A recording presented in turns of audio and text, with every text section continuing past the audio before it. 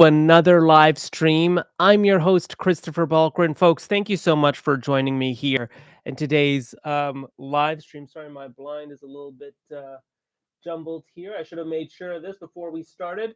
Folks, thanks so much for joining.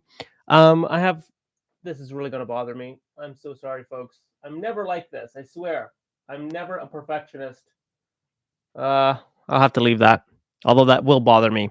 Um, Thank you so much for joining me, everyone. Let me just turn the camera this way so you guys can see more of me and less of my blind. All right, here we go, folks. Something that I really wrestle with is what I hear in the news from our politicians on the cost of living and things are getting more better, and the reality, which is nothing like that at all. And in this video, we're going to talk about that. We're going to talk about the cost of living right here in Canada today. We're going to use some stats so that we ground our conversation. And folks, really what I want to get to is a place where we feel like we can actually contribute back to the country that we love. I truly have this undying belief in Canada. I know that sounds very you know, uh, self-serving or very political or very airy-fairy, but truly, folks, I have this undying belief in Canada. And the reason I say that, I've seen that we're a country that is quite resilient, and we are unlike anywhere else in the world in our acceptance of immigration, where, you know, a person of my skin color and my family can feel completely very safe in this country. We can pursue all our dreams. There's not much experiences of discrimination, racism that I have. And I feel like a lot of that is being tested now with what the government's done. I believe that we can get back to a place where there are low unemployment rates, high levels of economic security. I feel that we are an overtaxed jurisdiction, so I think our the public services that we do provide have to get better. And I just believe in Canada. I truly do believe that we are the greatest. We can be the greatest country. I know it sounds very nationalist, but it's true, and it pains me to see that our politicians, especially under the previous administration, I thought did away with our intelligence as a community and instead focused on a lot of division. I'm not a fan of identity politics. I'm not a fan of how we've divided Canadians. And I think we need to get back to a place where we can unite again as a country. But that said, folks, there's a lot of issues in our country that we have to unpack, that I've been trying to do on my channel. Because again, I don't think a lot of people are talking about this, and I wanna make sure that this is the place to do that. So won't you join me today on today's live where I talk about the housing, cost of living issues facing Canadians every day, and also get into some of the detail because I'd love to know what you think as the way forward. I think that's very important. But before I begin, folks, I have a shameless plug for everything that I'm doing here. So I know many of you view, you comment, you like, but I'd encourage you, please do subscribe. Please tell all your friends to subscribe, tell all your family members to subscribe. Folks, I truly believe Canada is missing this massive gap in political discourse on social media online. I look down to the States and they're robust with podcasters and commentators, all right, left, somewhere in the middle, and they're really doing a great job of unpacking what their media and what their government is saying. That needs to happen up here in Canada too. So like, share, subscribe. If you look through my video library, I've been doing videos almost daily since the beginning of October. And I've been trying to focus on the things, again, that our media isn't talking about, that our government isn't talking about, but that every single one of you are talking about. So if you haven't already, hit that like button, subscribe, share, tell all your friends.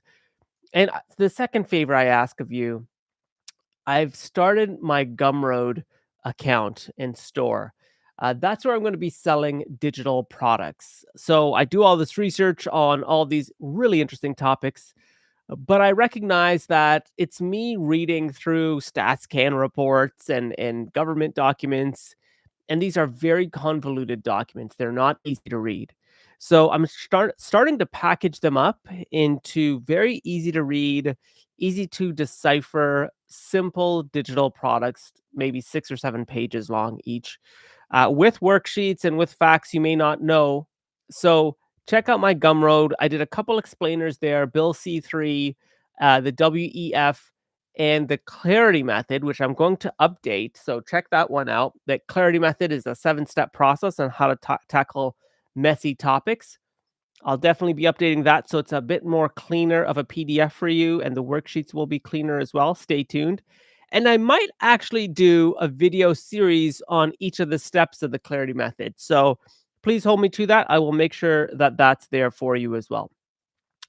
Okay, folks, with that out of the way, I'm going to pose a question to you, and I want you to answer honestly in the chat if you'd like, or in the comments. Tell me what you think about this. Over the past 10 to 15 years, do you think Canada has gotten better or has gotten worse? Now, I decided to ask this question, and I know everyone's better and worse will be different, but I want to frame it as that. Because regardless of what you think, I think all of us can agree there are still challenges our country has to work through. So let me know in the comments or in the chat below if you believe Canada's gotten better or worse over the past 15 years. And let me know why. So please like and comment below on that question. So let's start with something that I've been really, really hammering home over the past few weeks: the labor market. Okay, so the labor market feels completely broken. I've said this multiple times, and I'll keep saying it. Youth unemployment nationally is 15%. And that's not inclusive of specific regions in our country, like Peel region, where youth unemployment hovers over 20%. And this is very important for us to understand. The reason why is because we know that there are a whole host of other issues that come with youth unemployment.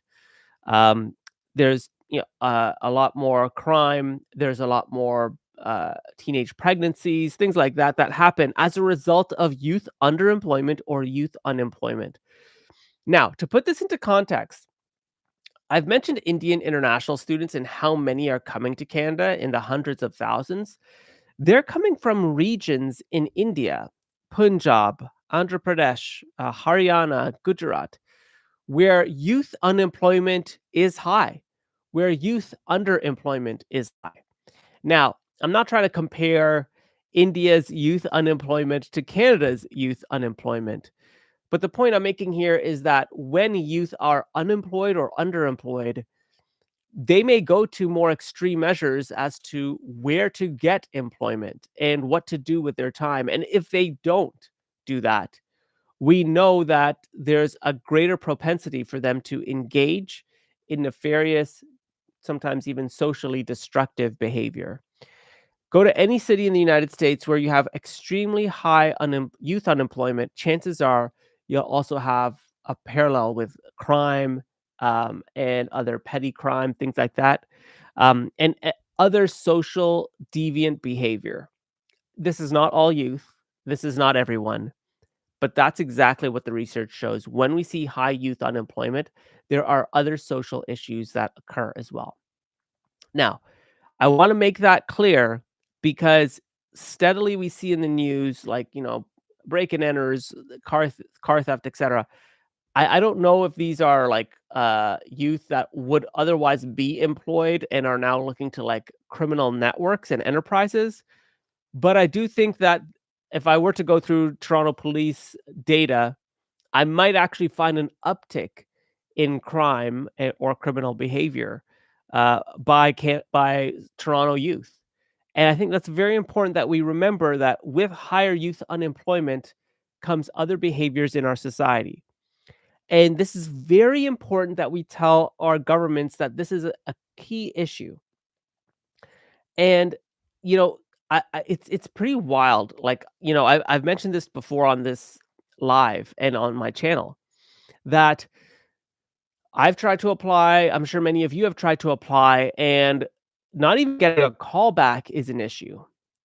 So I can't imagine being 16 years old again and handing my resume out at multiple places and not even getting a call back.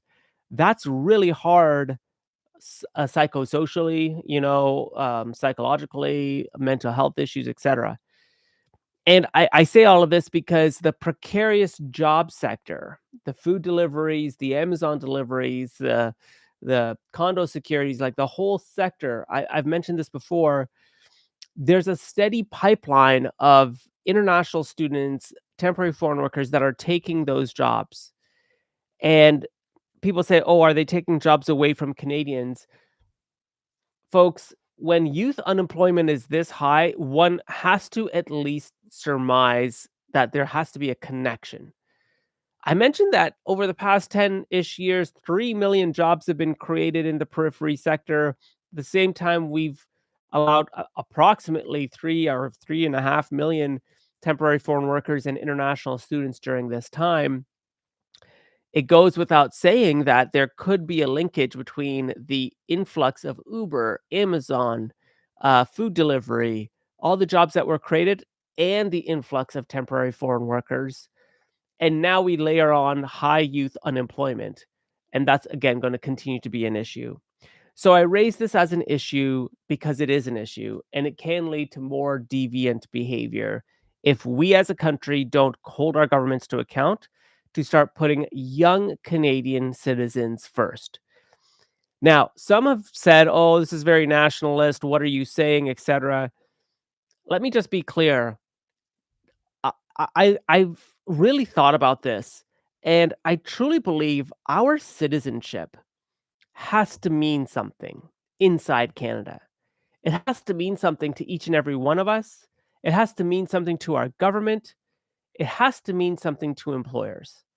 It has to mean that I'm a Canadian citizen, and if push comes to shove, there should be some preferential treatment, and I know that sounds a bit odd, to ensure that Canadian citizens who are here, who are working and paying taxes, most likely, and are most likely here for the long term into their older ages and, going to maybe start families, that they're invested in the country's long-term success.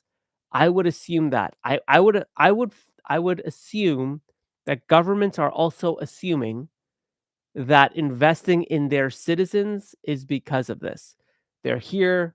Chances are they're going to work, they're going to start families, they're going to invest all back into the country over the long term.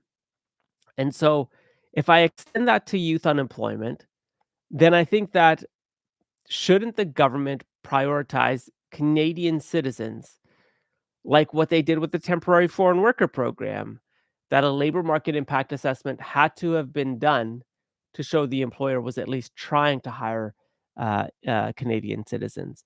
That doesn't seem to be happening anymore. We now have the international mobility program, and it seems like Canadian citizens are not being prioritized. I think that's the issue. And we have to be very clear to government to say, we are the most accepting country on immigration, more than any other country in the world, in my opinion. And I think actually the stats prove it. Um, and still, we feel like immigration and immigrants are getting jobs that young Canadian citizens would not be getting.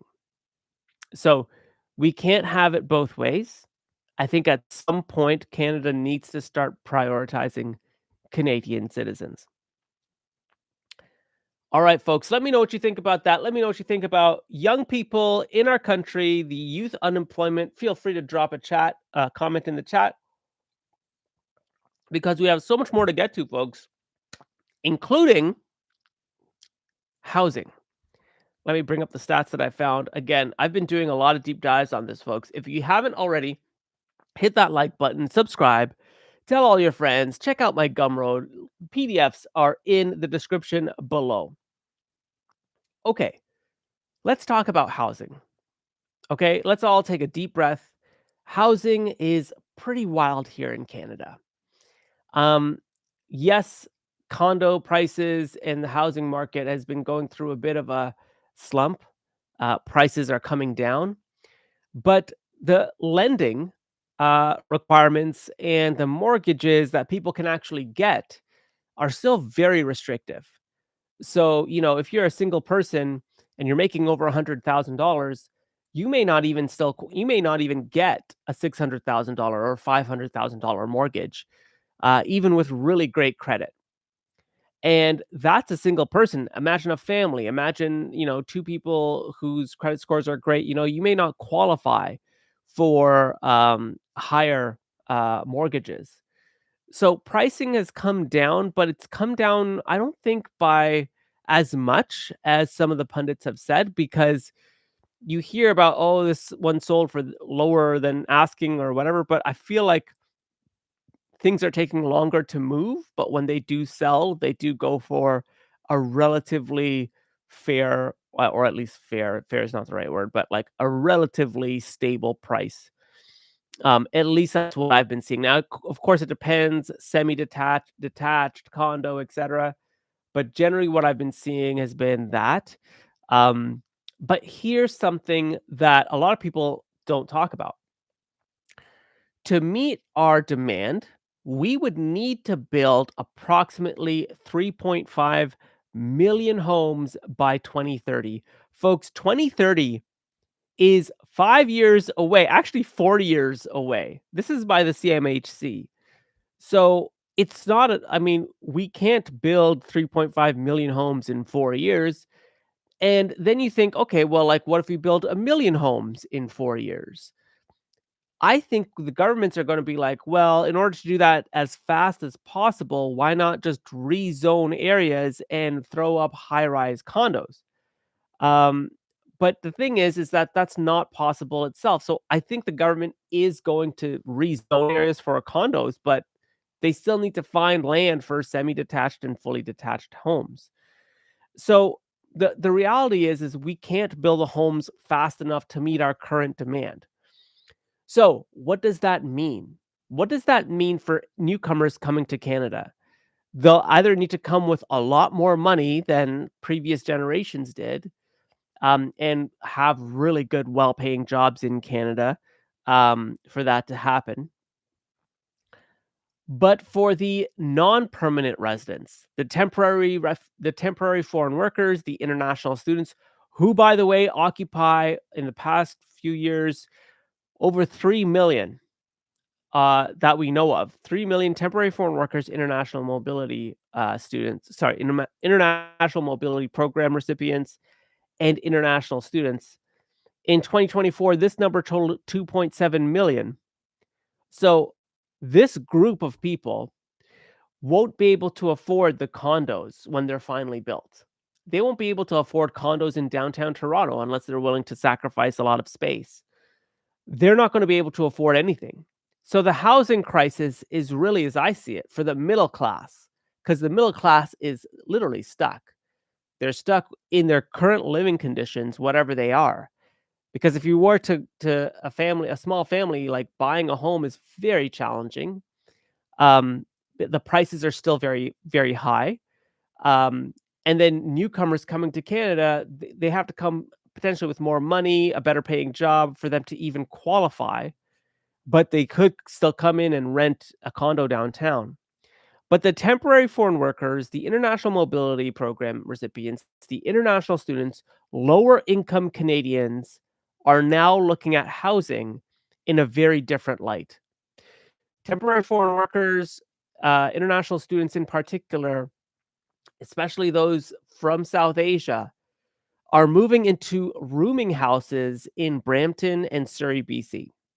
This is nothing new. This has been going on for a long time, but now it's even more prominent than it was before. You see, because 91% of all international students in Brampton are from India or the South Asian uh, area. Now, 91%, that's so much clustering of one community in one area. but they can't. And a lot of people have asked, like, why Brampton for many? It's because Brampton has a very strong social network for the South Asian community. Also, housing is just a little bit more affordable in Brampton compared to other places in the GTHA. I would say those are the 2 big reasons. But here's the thing, if you can't even afford a condo downtown, like, you probably can't afford that condo in Brampton or, like, it's not that much different in terms of rents. It's still very expensive. Like, I imagine a one-bedroom condo in Brampton is still at or near $2,000 a month. So, for a lot of these temporary workers, they can't afford that. So, rooming houses are now built. Prior to the influx of temporary foreign workers, Brampton was already at a housing crisis issue. So, with now more temporary foreign workers and people in Brampton, rooming houses come up. Rooming houses are single family dwellings that were built in middle class communities for a family of 4 or 5 or 6 to live in one home. 3 floors, basement, middle main floor, and then bedrooms upstairs. It was like, the picturesque life. Um, but now those same mortgage holders are seeing the housing crisis, and they're living on the front lines of it. So they're renting out their basement. They're carving out places in their basement and charging a room in their basement for 2, 3, $400 a month. You do that 4 or 5 times, and suddenly you can afford your mortgage, and all your take-home pay from your job can go to other things. There was one rooming house in Brampton, 25 people were living out of the basement. So, rooming houses are popping up in Brampton and have been. Again, it's nothing new, but that's the lengths of what people will go to come to Canada. And so, why am I bringing this up? It's because, people are saying that the housing crisis, that the temporary foreign workers are creating a housing or upward pressure on the rental market and the housing market. I don't know that to be a fact or for sure because I haven't found enough data to support that. But what I do know is that this shadow market of renters and rooming houses is more pronounced than ever before. The city of Brampton estimates 100,000 people are living in these rooming houses, and 81% of all fires in these homes happen in homes with rooming houses. Fire codes, smoke detectors, fire escapes, number of windows, all of those regulations and bylaws are being thrown out the window. So we have a real issue because there's no housing plan for international students. We're letting them in record numbers, and universities and colleges don't need to provide housing to these students. So the non-permanent residents are demanding more of these rooming houses. And so what also happens is, I'm assuming with the influx of people over time paying 2, $300 a month, stringing a few jobs together, eventually you can actually afford rent in a stable unit. And that could actually put pressure on the rental vacancy rate, which right now nationally is approximately 1.5%, which is insane. I mean, 1.5% is wild. So that tells me that not only do we have the housing shortage, 3.5 million homes in the next 4 years, we can't build that. We now have like this massive potential rental shortage. So while prices of housing might be coming down, or even just taking a pause in the interim, the reality is we like there's a rental market issue here. Like there's just very few vacancies. I mean, it is pretty wild. So Canada or in our big cities, we're facing this kind of odd time in real estate where the the rental market is so tight and the housing prices are taking a bit of a pause. And it's like everybody's just, like, not moving because of the demand. The demand is so high, and it seems to continue to stay high. You might be asking, "Christopher, what could change this?" There's a couple things that I think could change this, uh, drastically. And that is, Canada reminding itself a little bit, and this is where nationalism and our dance with globalization and nationalism needs to be done on a tightrope. I mean, we could really change our relationship with India. And suddenly the young people that are coming to our country may start slowing down. And I think Carney is pausing that. But I do think that's temporary because I think Carney, I mean, he's got Brookfield asset ties. He's a real estate guy at the end of the day as well. And he knows that valuations go up with demand. So I think he's playing a bit of the long game. I think that there's going to be a pause on temporary foreign workers, but by 2028, I think it's going to return to the levels it was last year. So a lot going on in our housing market, um, but I just don't know, like, to what extent the pressure from immigrants or newcomers is placing on our actual housing prices. Um, we also have to mention again this overcrowding and poor quality of rooming houses is not exactly what Canadians, and our standard of living is known for. We have high quality of standard of living here comparable to the rest of the world.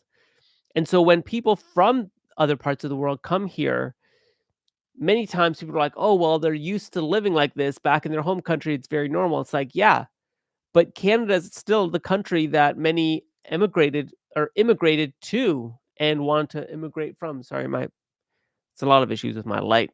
I hope it doesn't fall. I've got a janky system set up right behind me, but it works, and the lighting, as you can see, works. So that's housing, folks. I hope that makes sense. Let's talk um, about immigration because I think that's also very, very important. I've mentioned this before, but the temporary foreign worker program and the international mobility program are the two big channels that bring in, you see, this is my light. Give me 1 second, folks. You're going to see what I do live, but we're going to do it right now. Give me 1 second. Let me just get my light together here, folks. It might take a second. I have this light. I should tell you about it one day. I have this light, and it's not the best light. So what I actually do is I put a curtain, a shower curtain, if you can believe it, right in front of the light, so that the light can actually diffuse across my face more. As you can see, it diffuses nicely. But it's very janky because I'm in a very tight space. So sometimes the curtain comes down on top of me, which is really annoying. All that because I absolutely think what we're doing here on YouTube is so important. What I'm doing here on YouTube is so important. Folks, by the way, I got to tell you this story. This is really interesting. If you made it this far, you deserve a story. Um, I Someone reached out to me recently saying like, "Hey, I like your stuff, I think I should partner, da da da." And they are like, "Listen, I can help you get partnerships." And I'm like, "This is great." But I noticed that they haven't really determined their value add yet, and they're already asking for more of a cut of my of a contract. So, like, say do a speaking gig or I do some type of event, they want a bigger cut of it, and I'm like, hang on, let's just back it up here for a second. I love the fact that people are reaching out, but what I'm doing here on YouTube, I think, is so organic, and I think that's why so many of you are reaching out to me and talking to me about this. Why ruin a good thing? Like, everything's going well, there's no issues. I think you're really enjoying the content, at least from what I'm seeing in the comments. Why mess this up? So just interesting that, people are reaching out, but I think, they're also seeing that there's a lot more engagement and they want to be part of that. But folks, let me just say, I'm here for all of you. Keep sending me your comments. Keep telling me what you want to see. DM me, message me. Do what you can, just keep engaging as much as possible. I keep throwing up polls. Please vote on those. I read them all. I think they're so interesting, and I have all these thoughts about what I think about Canada. But often I find that my thoughts need to be channeled into like a poll or into a YouTube video, and it looks like many of you are thinking about this as well. So like, share, subscribe, vote on my polls, send me a DM, send me a message. We're building a movement here, folks. I truly believe that. So I mentioned this before, but on the temporary foreign worker program, employers are supposed to give that labor market impact assessment. They're supposed to show that they were trying to hire Canadians and they couldn't, so they went abroad. And that's very important for the TFW program. But again, under Harper, he started the International Mobility Program, which removed that, and he created something called the International Mobility Program. Now, here's the crazy part. Government Government's own records show that approximately 84% of all permits issued under the International Mobility Program did not require um, a labor market impact assessment. And so governments actually do not know where these individuals are working, if they're working, and where they're working either. So it's pretty wild to see that happen, that the government allowed that to happen. And like I say, these individuals are also competing for the same jobs that our young people are, which explains why there is such high youth unemployment. It's so clear to me. So, when here's something that again people don't realize: when employers can lean on a steady stream of temporary workers, especially in low wage sectors, it reduces pressure to raise wages as well and improve conditions. Basic supply and demand plus weaker bargaining for people tied to closed permits. But again, like I said before on this channel, on other videos, there's housing issues, illegal rooming houses, there's more activity on these streets, there's more municipal services, more transit services, there's more health services. I haven't even mentioned that. That all put more pressure on public services more than ever before. And I think that's very, very important. Folks, I wanted to end this live by talking about something I'm sure many of you have heard from me so much, and that is social cohesion. Because social cohesion to me, oops, is everything. Social cohesion is how a society functions. And it makes a lot of sense. You need there to be some level of social cohesion. I'll put it like this, folks. My family immigrated here. I came to Canada when I was very, very young, like 2 years old, one and a half, 2 years old. So I'm a Canadian. I grew up in Canada. That's all I know. I love it. We've got issues, as does every country in the world, but I believe we can work past these issues and we can be literally the envy of the entire world. I truly believe that, folks. I'm not BSing. But I've been to other countries where I stand out, I look different. People might be looking at me in terms of like inquisitively, not necessarily racist, but just like, oh, like where is he from, you know? And I've heard stories of family who've gone to other countries, tried to immigrate to those countries and found it very difficult. The culture there wasn't really as accepting of immigration and immigrants. Immigrants lived in very specific areas and communities, and they didn't really integrate with the broader society. This is true with many European countries that people just generally don't want to talk about. Not all, obviously, but many. Um, and this kind of like that asterisk, uh, just kind of makes any type of other progress that community has null and void in a weird way to me. And maybe it's because my family are immigrants and we grew up in an immigrant home, and maybe that is my own bias. But I take a country like Sweden or Iceland or Finland, you know? I mean, I bike in the city, and those countries have great biking infrastructure and great public transit and great public services. And often we look to those countries as examples of how things are done right. But then they don't really accept immigrants, and their communities don't accept immigrants in the way in which Canada does. And so I think to myself, okay, well, if we're looking to those countries as the gold standard for public service, they don't accept immigration to the level Canada does. So then what's the point of that? Like, what's the point, you know? And the reason I say what's the point is because social cohesion is so important. It's so critical for a country to function. And maybe some countries are threatened to some degree of their social cohesion being undermined by an influx of immigration. That very well could be the issue. Um, but in Canada's case, we've kind of done the reverse. We've accepted so many so quickly, we're running into social cohesion issues. At least those countries have a national identity, or at least strive to have a strong national identity. Canada, I don't think we are, and I think it has everything to do with our unwavering acceptance of immigration. Something to do with that. Because in and this is like the crossroads that multiculturalism policy finds itself at. If we are so accepting of immigration, where does our identity as a country fit in?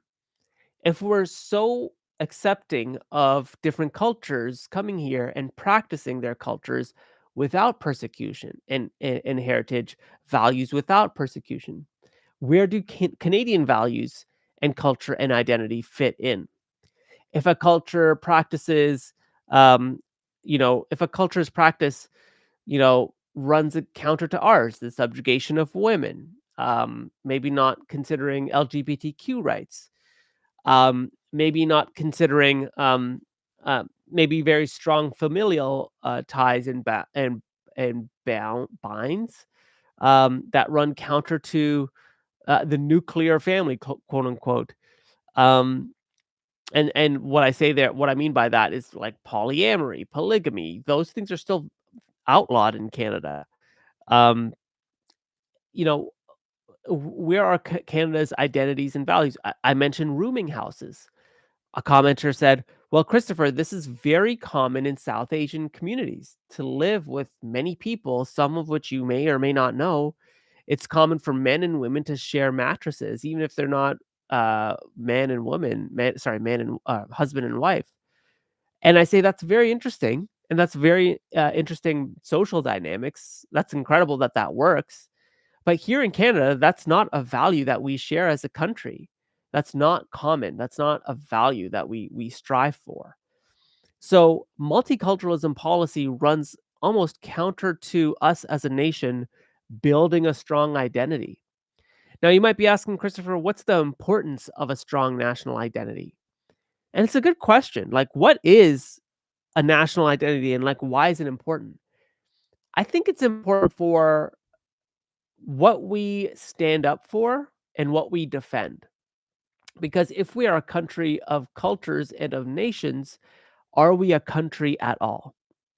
Because cultures that come to Canada with cultural heritage practices, with community values, etc., they developed and established those inside countries with defined borders, defined culture, defined identity, and they were unafraid to defend that culture and identity.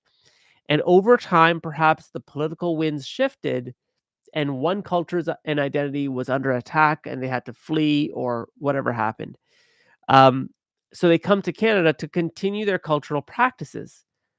In doing so, where is the social contract with Canada to make sure that you're also adapting to Canadian values, ways of life, understanding our rights and freedoms in the process? Now, don't get me wrong, I think the majority of immigrants love Canada and its values and its charter rights and freedoms, etc. But I do think that there are some who have no concern to ever integrate into Canada, to use this as a place to get permanent residency, citizenship, to continue their business, whatever they're doing, and to not fully acquiesce or integrate into our social and cultural values. And this is where I think the government really needs to step in and define what it means to be Canadian. Because when you go to the United States, when you go to other countries, you know you're in the United States. There's something in the air, flags are everywhere, the bald eagle's everywhere. It's a very much a proud nation under God. Canada is not there. And yes, we have 1/10 of the population spread over the second largest landmass, but yet when you come to Canada, many may not feel Canadian. So I think we as a country need to do a better job of social cohesion. I don't know what that is, folks, but I know what it isn't. And what we've been doing is not really doing justice to social cohesion. Folks, I'm going to leave it there for now. Canada's got an identity crisis. I don't think that's being risky in saying that. But I really want you to like, share, subscribe, and comment below because, again, folks, I'm building a movement here. And the numbers don't lie. You have been commenting, liking, and sharing. You've been viewing way more than ever before, meaning the topics that I'm covering are not being covered anywhere else. That gives me a lot of energy to keep going. So let me know in the comments what you want to see more of. Thank you so much for this live stream with each and every one of you. I'm going to keep getting better in my storylining and my outlining and my verbosity and how I speak. Thank you so much for being part of this. I really hope that you take care and you have a great rest of your evening. Take care, everyone.